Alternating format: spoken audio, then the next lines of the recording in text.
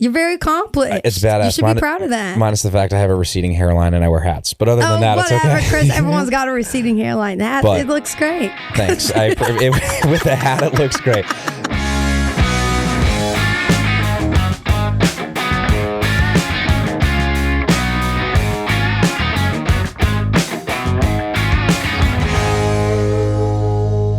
Hey everyone, welcome back to Nashville's podcast, the 615 House. It's Chris Rudiger. I do want to thank our friends at iHeart. I want to thank Q6, our editing team, and Matt McElwain for taking care of us, making us look and sound great. We have a new episode this week, and this artist has a single dropping this Friday that I'm super excited about called Bright Side of Blue. Here's the cool part about this episode. Well, I've worked with many artists that I'm friends with, some artists I'm getting to know for the first time. This artist I've gotten to see rise the past 2 years, working very closely with their releases and marketing. So I'm super excited to bring her in. She has one of the best voices in Nashville. She is a mastermind on the keyboard, and I think that's why she's going on tour with Tim McGraw here in April, as well as playing Stagecoach and CMA Fest. So we're going to get into all of it. It's going to get juicy. It's going to get good. This is my good friend, Abby Anderson. Let's do it. I don't know about media training. I don't know if I want to do it. I don't know if I want to do it because I'm like, what if I lose my sauce? Wait. I actually want to talk about this because we should talk about this. We can. We're already rolling. Okay, go. No, I want to talk about this because I think that nowadays, I think brutal honesty wins. And I look at somebody like Jelly Roll, who puts his phone up and talks and says whatever he wants on camera. Yeah. I don't think Jelly Roll has been media trained. Maybe now, but probably not. And I feel like his authenticity is better than all the people that have been media trained because you're blocking stuff. And I'm not trying to be rude to media trainers, but isn't the point of media training to block out the bad things you say, Well, I don't think it's to block anything. What I would like to learn is when someone asks me a question that I don't want to answer. How to navigate that. Because there are certain things, they're private to you that you don't want to talk about, And so but I feel like I'm pretty good at that naturally. I'm pretty good at just saying I don't want to talk about that, Right. Which I think is, you're more vocal about it than other people. I know other people that then say it and then they go, can we take it out? And then it's awkward. Or they just don't talk about it. I don't want to think about filtering myself because then when I think about filtering myself, and for what? That's what I don't want to think about because I've done that before. Sure. In the early days. And it's just every interview feels so fake and so it's just not genuine. Why were you doing it though? Do you think it was was it other people? Yeah, it's just to save everybody's ass. But that's what I don't know. Which I get too. Everybody's trying to keep a job, right? Which I get that. I would never want to say or do anything that would put the people around me at risk for their jobs. And that goes for me too. I want all my fans to feel welcome and safe and everything. But, I'd like to think I'm a good person. I'm never going to say anything that's just terrible, For sure. That also to me, has to do with the communication between teams because I think I'm not your situation per se, but a lot of teams, if the manager and the label and the publisher and all these people aren't aligned, then everybody's saying different stuff and blaming each other and it makes no sense. Right. And I'm always blame me. I'm the one with facing the people with my face. So I'm it's always going to be me. Mm-hmm. I'm never going to blame anybody else for the things that come out of my mouth. So I don't know. So while we're rolling here, so this is different for everyone that's tuning in. This podcast is a chance to get to know people. And as I mentioned, some of the other guests that have come on, I either am meeting for the first time or maybe don't know as well. Yeah. But in this case, I think it's really cool because you and I can just have a super honest conversation because I've gotten to know you and work with you in various capacities. Yeah. So I want to talk about, what I want to talk about is the direction that you've gone the last year. Okay. I want to talk about the change, the realization you had, like honestly, because I mean, you and I have talked about it a bunch offline, but I think it's important for people to know, and then also the future, because I think you're a star, and we got a lot of stuff cooked. So you better think I'm a star. So talk to me. You've invested a lot in me. You better think I'm a star. Okay, so talk to me. I sure hope so, right? That would be bad otherwise. Talk to me about Make 'Em Wait goes big, country radio, right? Does its thing. But then like after that, I feel like you had like a realization moment. For lots of realizations. Dang, I don't even know where to. It's weird. I was speaking to like media and publicists and everything. I was talking to a biography writer with my publicist like yesterday. And she was and you go through your entire life story. And it's weird because I feel like Making Way was so long ago. That was freaking like 6 years ago now. 20. I'm 26 years old, and that was already 6 years ago. I'm like, holy crap. No, Making Way. I still like that song. Like, I like that it introduced myself to a lot of people. So I'm always going to be thankful for that. But no, after that, I don't know. I always thought my first single would be like kind of a punchy, like personality driven song, and then introduce the piano player stuff later. Yeah. And that's just not the way it went, and that's okay. I think after that, it was like, it took me 2 years after that to be like, man, I need to go be free. And I need to create the way I did when I was like 9 or 10. Where like that girl didn't give a crap about anything. She just was writing her little jingles, sitting at the piano, entertaining people and having a good time. Yeah. I don't think I've ever told you this. Oh no. But no, I am. So I hadn't moved to Nashville when that song came on the radio. I think maybe I was just moving. Okay. And I heard it and I kept hearing it climb up the charts. And I was like, this girl has got something going on. And I was like, this is great. But I like fanboyed. Thanks, Chris. Crazy. Wait, how old are you? We're the same age, right? How old are you? Basically 25. You're 25. Gosh, I keep forgetting. Don't tell I'm anyone. older than you. We got to cut this out. We got to cut this out. What's wrong with people knowing you're 25? That's badass. You're very accomplished. It's badass. You should be proud of that. Minus the fact I have a receding hairline and I wear hats. But other than that, it's okay. Chris, everyone's got a receding hairline. It looks great. Thanks. With the hat, it looks great. Thanks for the compliment, Abby. So, no, but I heard this song and I'm like, all right, this is like, it's crushing. People were talking about it, doing the thing. And then I followed you, but I felt like there was a section where I was sort of like, as a fan, I was like, well, where did she go? Yeah, for sure. Totally honest. Not I agree saying, with that. not like, I was asking myself the same thing. You know, but I heard that song and then like I was waiting for, I don't know, it did put you in the box of like a piano girl, like for sure, for extent. But I'm curious as to like, so what was the realization?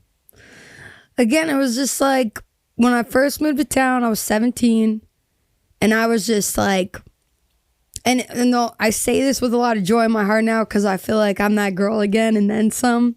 But when I moved to town, I was 17, and I just had so much naive confidence, and I feel like I have that back now. Like I was just delusionally confident. Like I set a goal that I was going to sign a record, that I would have a record deal and a publishing deal 2 years from the date I moved to Nashville.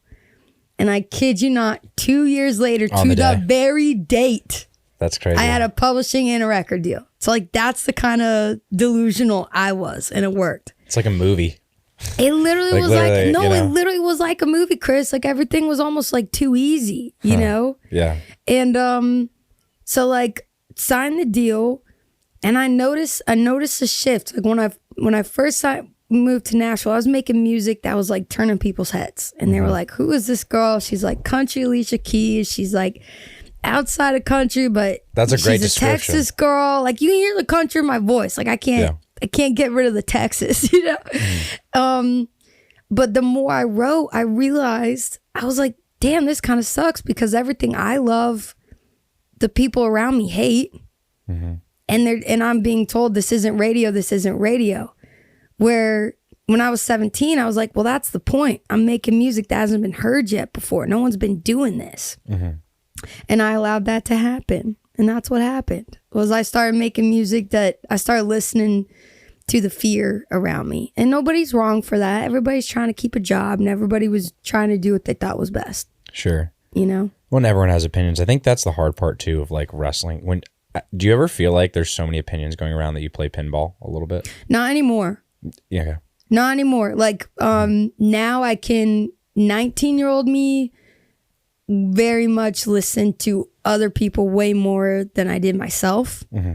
Like everybody's opinion was God to me. Yeah. That was like, okay, I need to do that. Even if it went against my gut. Mm-hmm. Even if it went against everything I believed. Now I can listen to people's opinions with joy and be like, okay, interesting take. But at the end of the day, I know I'm going to take those opinions and go with what I feel strongest about. Strongly about? Strongest. Strongest. About. Whatever. Either one. Yes. I was homeschooled. I don't know. I like it. So you said you refer to yourself as the country Alicia Keys. Well, hold on. Don't quote me on that. I'm going to quote you on the country Alicia Keys. No one could compare to Alicia Keys, but I just mean when I first moved to town, it was my piano playing. It was the soul of me, and I'd like to think just good songwriting. Did you see the halftime show? Oh, I loved it. Did you see all the flack though? I thought it was great. Did you see everyone was like attacking Alicia's like husband because for what? Because she got like up close and personal with Usher. I mean, wouldn't you?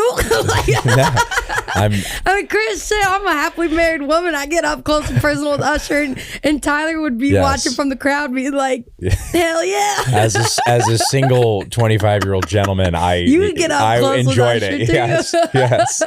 No, people are insecure. I just think it's crazy. People were like, she wasn't like, she got whatever, like weird with him, and I didn't really see the ring. Like, what's going on? It's like, relax. Like, it's showmanship, and can we not just appreciate art for art?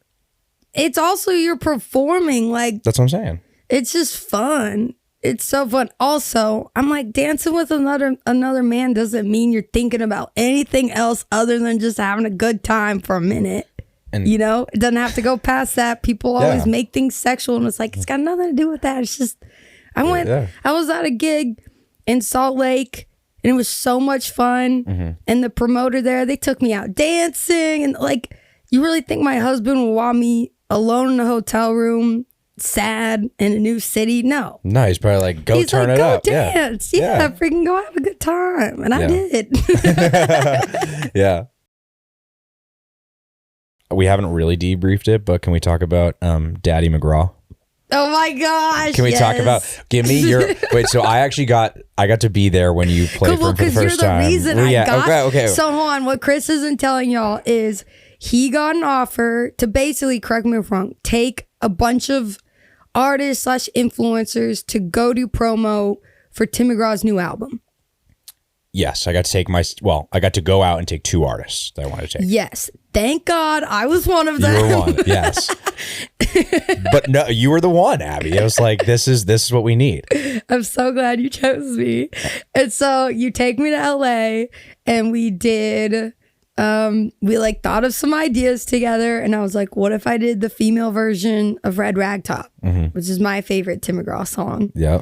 And thank goodness he liked it. I only messed up how many times? Were you embarrassed?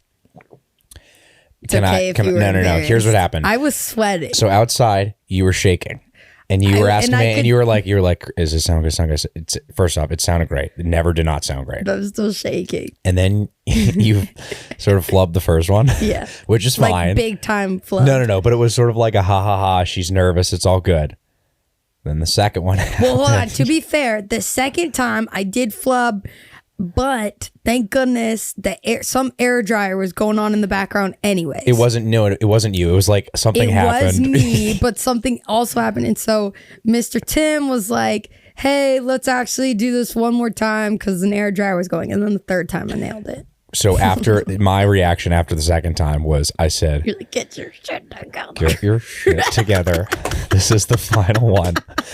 I am fuming, and it happened, and I actually think my blood pressure reached a max. No, same. and then down. I honestly don't know. I don't know why I messed up so many times. I mean, I will say you were also changing the lyrics to the other side, so maybe. And I practiced. There's that. Maybe I needed to practice more. I really just think being knee to knee with Tim McGraw was scared the crap out of me.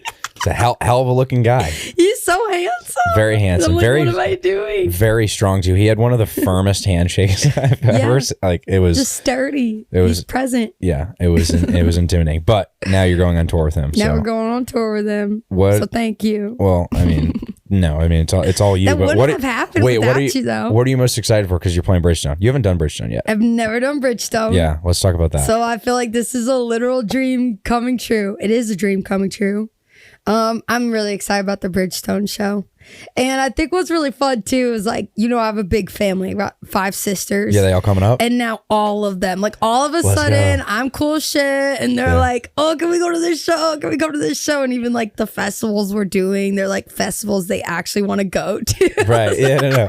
It's different when it's like, oh, I got to go halfway across the country to see my sister versus, oh, I'm already going there with my friends. Right. That's what's fun. And they're bringing their friends and their boyfriends. It's just, I love being able to be the connector of people and be like, yeah, come to the show and I can actually get you tickets, which is fun, And it's you've told me this, but there's 7 of you. There's 7 of us, 6 girls, 1 boy. Does the guy ever feel like he's voiceless in your No. Oh my gosh, no. Are you guys like all Owen's close? Such a stud.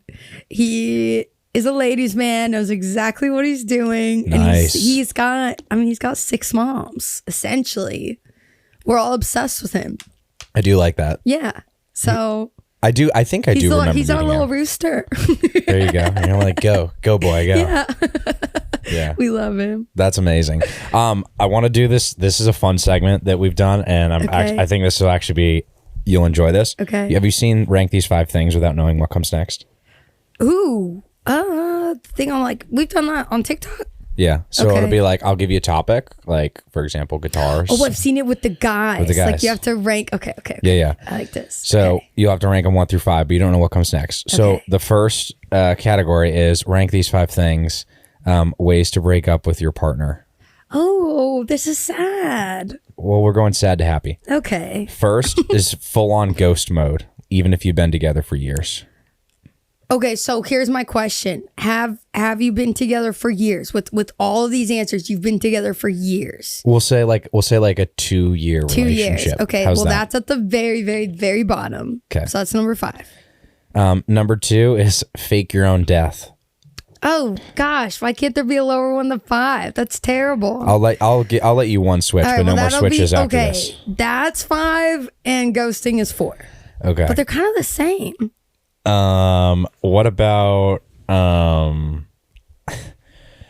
What about rent out a hospital bed and hire a fake doctor to tell them that you have amnesia from a severe Monopoly accident? No, this is way too much work. I'm way too lazy for all of these things. So you put that at 3? Sure. We'll put that at 3. What about, this is the one that no one wants to do, but what about be honest and tell them how you feel? 1, absolutely number 1. I love a good confrontation. Yeah. I love a good heart to heart. Let's sit down and figure this out. There you go. The last was date their best friend. Oh, that's actually not a bad. That's number 2. I would probably put that at number 2. Would you really? I actually have. I haven't actually done that, but I have had a crush on the best friend of the guy I was dating before. I just thought he was so handsome. I was like, oh my gosh, he's so cute. Yeah, I don't know. Maybe that's a tough one though. I've seen those go really south. I had a friend that I was in the middle of a crossfire between like 3 really close friends. Yeah. Guy friend dated a girl. Other guy was there. Okay. And other guy then dated the girl after they broke up. And then the guys don't become friends. And now I'm like, I'm just. And you're like. I'm just Chris. And you're like, both of those guys were your friends. And now they're not friends. Yes. Then you have to play sides. See, I just wouldn't like thinking about like, oh, my friend's already been here. I don't like that. I don't like that thought. Well, that's why it's 2 and not 1. Maybe that's tell tell people how it is. Okay. What's next? Let's see. The next one is like, it's gonna be rank these 5 things, and the category is icks, like things that I love icks. Like, me and my sisters do this all the time. Okay. So the first one is like liking chicken nuggets, like ordering chicken nuggets. Oh, that's not an ick. Where do you put that at? Probably 3. Wait, is number 1 like the worst ick? We'll say number 1's least ick. Number one's the least ick. Okay, I'd say chicken. Okay, now I will say if a grown man is sitting, it depends.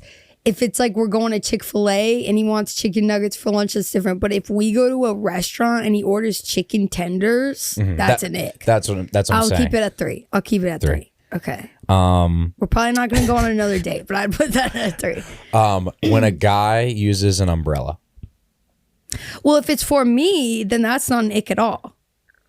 Like if he were to open the umbrella for me. What if it was a guy that used an umbrella and like took dominance of the umbrella? Like, so, like just for him, number mostly one for ick. him and maybe that's an absolute ick. Okay. I don't like that at all. Like, and I'm just standing in the rain. Yeah. No. What about like what about talking like in a baby voice to a pet? I mean, people like animals. That's not super ick. That's like that's probably the least ick. Probably 5. Yeah. You're okay with like I'm the okay baby with talk that. with a dog? Yeah, okay. For sure. What about when saying like someone's in here when you are like when they're in the bathroom stall? Like when you knock on the bathroom stall. Like saying like, someone's in here. Yeah, yeah. What else are you supposed to say? Do you say anything? What do I say when people have knocked on? Oh, I'll usually just say just a minute. That's probably number 4. That's not Nick. Okay. That's not bad. That's not bad. Wait, hold on. I need to find what the last one was because I made this list. I can't remember how many. Wait, yeah, there's chicken nuggets. 1 left. Chicken nuggets guy uses an umbrella. Says somebody's here when he's in the bathroom stall talking to a baby. I used umbrella as 1. Yeah, umbrella is 1. Okay. The last one was watching somebody chase a ping pong ball, which I don't think is that much of an ick. That's not an ick. It's polite because I'm not going to chase it. So like you have to go get the ping pong ball. That was so real. Wait, that's not Nick. If 2 people are like ping pong ball goes like in your direction near you, are you just gonna look at me and be like? No, then I would like pick it up. Am I gonna? Because I've chased a ping pong ball. It's like I don't want to think about what I look like chasing a ping pong ball. Ew, that's gonna give myself. I have probably guarantee you, I have given Tyler way more icks than he has given me. Interesting. Maybe. I'm going to have to ask him about this because I know I annoy the hell out of him, but he will not tell me when I'm annoying Tyler's him. the goat. Tyler's he's too polite. So like stoic and he's just like, you can't make me mad. You can't make me mad. And I'm like, but I know I piss you off. Are you trying to piss him off? I think sometimes I do try to piss him off just for fun. Like I like to pick a fight sometimes for fun. You know, but it's a fun fight. Like I just like some confrontation sometimes. Like I like a good debate. And he's just all like, whatever you want, whatever you like. I'm like, no, tell me I'm wrong. That is tell so me I'm Tyler. wrong. I know. I actually do want to talk about not necessarily specific. Well, yes, Tyler, but to the point of like because you have a crazy year. You're always on the road. You're always doing stuff. How have you been able to balance like being with somebody not in the industry? Oh, I think it helps being with someone not in the industry. Like it's very refreshing, and I think it takes a very certain type of man. Because I think about this a lot with my girlfriends who date artists, and it's kind of like, well, the woman is like expected to stay at home and like man the house, and the guy goes off and works, right? And me and Tyler talk about this all the time. Like he loves being home. He works his ass off. He loves to fish. He loves to hunt. And he really loves being alone. So it works out perfectly. You know, that like I can go off on the town, do my thing, go perform, go dress up. Go dancing in Utah. And like he's at home 5 a.m. He's on the Cumberland fishing. And that's his piece, you know? Yeah. So it's nice that like he's such a strong, confident man that he just lets me go fly off and lets me do my thing. And the only thing he ever cares about is he's just like all the time. He's just like, I just want you to be happy. Like go create, go have fun. He loves being home. He hates traveling. So it works out perfectly. So the answer is don't date somebody in the industry. No, I wouldn't say that because you're in the industry and you're a good guy, Chris. I'm an okay guy. It's not that. I think it does take a certain amount of confidence, though, to like for sure let your partner just go do their thing. Go problem is I see, I mean, this is like a Nashville thing because Nashville's small towny. Like LA, I don't think it's as much of an issue. Yeah. But Nashville, like I watched I'm sure you have two friends that started dating. They're like sort of doing loose business exchanges and then they break up. And they're then both like artists. one was an artist, one was in the industry. Yeah. But they break up and then like all the industry people now have backlash toward the artist and now all the artist friends have backlash to the it's like the ripple effect is bad. That's why I don't like it. I think that'd be tricky. But also I don't know. It works for the people it works for. I just think I require way too much attention to like share the spotlight with anybody else. Super fair. And it takes a guy to understand or a girl to understand the craziness that it takes mentally to be in this industry. Yeah, for sure. There's that. Yeah. You know, we're all a little messed up. Everybody's a little messed up. Yeah. We're just especially so. Yeah. I think. Let's talk about, I want to talk about Heart on Fire, Mexico, because we were talking about it yesterday. I think, so this is my reaction of the song following it, and then I want to hear yours. Yeah. What's crazy to me about this was, like, I feel like everyone is in this mindset now where we have to post a song, it has to go viral, and then we put it out. And I feel like that you proved the example of like, we did the marketing campaign, put it out, and then like it kind of did 6 months and it was a good release, but it was fine. But it didn't, fine. But I think like in September, 6 months later, it connects with people because of these videos that, you know, you're doing. Yeah. And then like, it just spirals from that. And it just, I don't know, it gave me a new perspective on the fact that, like, I think we're at a weird time now where like, it's like, we need pre-saves, we need to go viral. And I always say that stuff to you. To think about. And then there's also the argument of, can we just make good art and put it out? And like, in this case, this was a good song and the good song won. Yeah. I like that thought. What are your thoughts? I think, because we do talk about this a lot, I think for one thing, I want people to hear my music. Mm-hmm. So I'm all about like, I want to market it correctly. I want to make sure we have all the content we need for a successful pre-release plan. Because I'm like, the thing that sucks the most is feeling like you wrote one of your favorite songs, the best song you've ever written, and nobody's hearing it. Mm-hmm. That's a sucky feeling. It is. And so yes, like there absolutely is. Like I want to make sure I'm doing my song justice. By in no other business would you like make a t-shirt and not let people know that you're dropping a t-shirt. Yes. That's insane. So same thing for music. And I was thinking about this yesterday. I was like, I just don't want this to feel super stressful anymore. Like it just feels so freaking stressful sometimes. I think it's because of the pressure I put on myself for like, oh, in 2 weeks, I need to get 10,000 pre-saves. And it's like, you know, we did see it with Heart on Fire. Like that probably did, you know, a few thousand pre-saves. Sure. Nothing crazy. But then it was like, you just start putting up video. You never know what performance, what video is going to launch it. And it's like, it's always going to be there. Right. There's always time for a song to be heard. So now I kind of more think of it as, yes, the pre-saves are important. Yes, yes, yes. Still want to like set it up properly so people actually know a song is coming. But the first week isn't end all be all. Yeah. And that's a nice thought. No, I agree. It's been weird. You know, I saw like, have you heard that song? Like, it's like Merrily We Fall. Yes. You know how that's coming back? And then, there was an Adele song that came back. Then there was like a Johnny Cash song. Like I feel like all these songs are resurfacing that are like, if not 2-3 years old, they could be 20 years old. And I feel like that's what this is just like an overall thought about the industry, but I'm very curious to see where in like 20 years from now, like what songs stick around and what artists stick around. You know what I mean? Yeah. And I feel like everyone's craving that again. Like we just want to make good music. And I think we care about people, right? Like you attach yourself to the artist that like puts out songs because like they represent something, right? They're a brand and like their music's good and specific songs are great. But I think like longevity of an artist is going to be how do I say this? I don't know what the word is. Dictated. That's the word. is going to be dictated by their ability to like connect their brand to their fans. Yeah. I'd like to think so. That's how it's always been, right?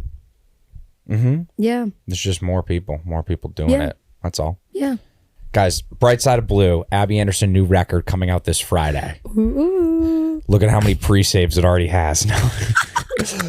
I have not. Bright Side of Blue coming out this Friday. Do I want to look at that number? I don't know if I want to look at those numbers. No, we're gonna be thinking good thoughts here. So yeah. Bright Side of Blue comes out this Friday. Probably the most amount of buzz you've ever had on a song. The most buzz. Yeah. Well, no, seriously. What is the song? What does it mean to you? Well, so I wrote it with Bonnie Diamond, who we love, who's producing everything. Yep. I've been working with her for like a long time. Well, probably the past few months now. Mm-hmm. I wrote it with her and this girl, Clara Calloway, who I wrote Ain't Gone Yet with. And she's just like a soul sister, amazing writer. Mm-hmm. And she came in one day. I had no ideas. I was not prepared because I'm like, oh, I'm with my girlfriends. Like, we'll kick around. We'll find something good, you know? And she came in with this title, Bright Side of Blue. And she was like, I don't know what it means. And as soon as she said that, I was like, I know what this means. And I've always felt like the common thread in my career, at least so far, has kind of been, I've been knocked on my ass a couple times. I thought I was going to quit at one point. Imagine me being dramatic. Like, yeah. I'm quitting. Just being all of like 22 years old, just feeling washed up and done, you know, and feeling like I was going to quit and just allowing people to, I don't know, just like sink their teeth into me a little bit. And I was just thinking like, man, even at my lowest, I still find a smile and I still find a reason to keep going. Mm-hmm. I'm always on the bright side of blue, baby. Look at that. That's what a commercial for the song. I love it. That's what it means to me. I'm like, even in my darkest moments, even when I'm crying or whatever, feeling sorry for myself, I still know I'm going to be okay. I'm going to find a way to be okay. I have this image of like you coming out on Bridgestone and the like ground like opens up and you rise and it's like she was knocked down, she thought she was gonna quit, and then it's just like, and then it's like you, I don't know, like shooting off. Careful, you know, I'm gonna do it. You know what I'm saying? Like it would be a cool intro. That's after the intro for Heart on Fire when the show starts and there's this huge flaming heart just coming down from the center of the arena. And I'm in it. You drop down from and I'm sitting in it. All right, we have our. Don't worry, I think about this extensively. Good to know. I'm excited.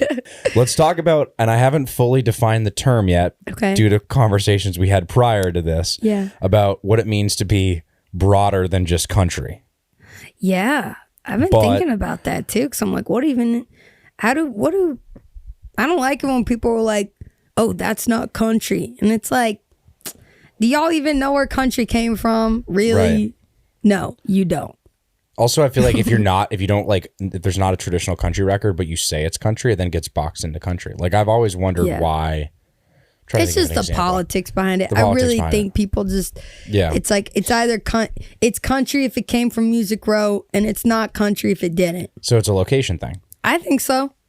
I think a lot of it's just the politics and the business behind it, which, like, nothing wrong with that. Like, you know, but it's so much bigger than that. The storytelling country is so much big. It's not just in Nashville. Freaking people are making amazing country records outside of Nashville. I also think this year is going to be a massive year for collaboration and crossovers, more than we've ever seen. I think like the Beyonce stuff is a good example. And it's so good.